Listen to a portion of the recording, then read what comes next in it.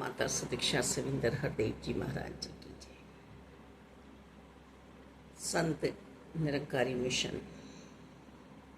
के प्रथम सदगुरु जी सदगुरु बाबा बूटा सिंह जी, जिनके मन में ये भाव विचार आए कि जो आनंद मुझे प्राप्त हुआ है काहन सिंह सदगुरु जी के द्वारा, जिस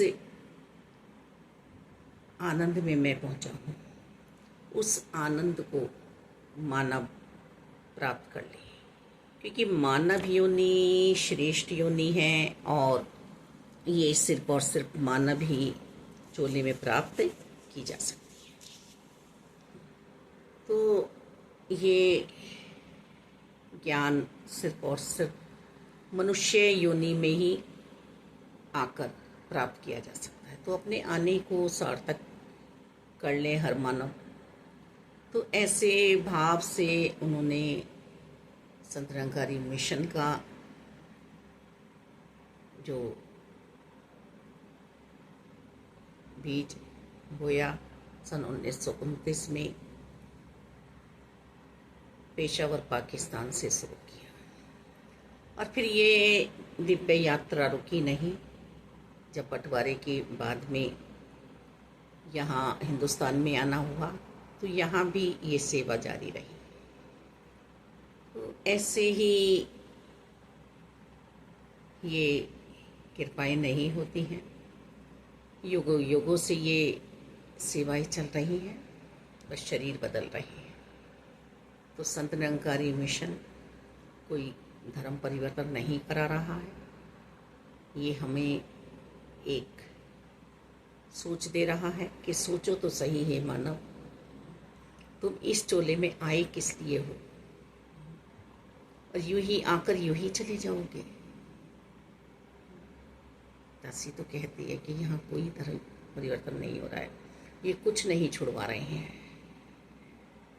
जैसे ये भ्रांति बनी हुई है कि पूजा छुड़वा देते हैं, नहीं, और ज़्यादा हमें एकादशी का महत्व समझ में आ जाता है, और ज़्यादा हमें अपने अपने धर्म की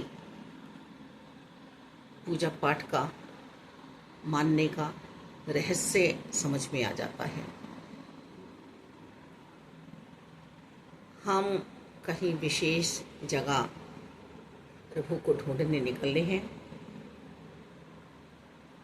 सभी निकले हैं, और कभी कभी तो हम लड़ झगड़ भी पड़ते हैं, पर सदगुरु जी ने हमें समझाया कि तुम्हारे साथ है, यही तो है तुम्हारे पास। स्वयं प्रभु कह रहे हैं कि मैं तो हर पल साथ हूँ, बस गुरु से अपनी ये गुत्थी सुलझवा लो। तो हम सुलझवा रहे हैं या हम अभी भी उलझे हुए हैं। ये आखिरी बारी है, यदि हम फिसल गए अपनी सोच से तो फिर तैयार है 84 लाख योनियाँ हमारे लिए, फिर न जाने कब नंबर आए।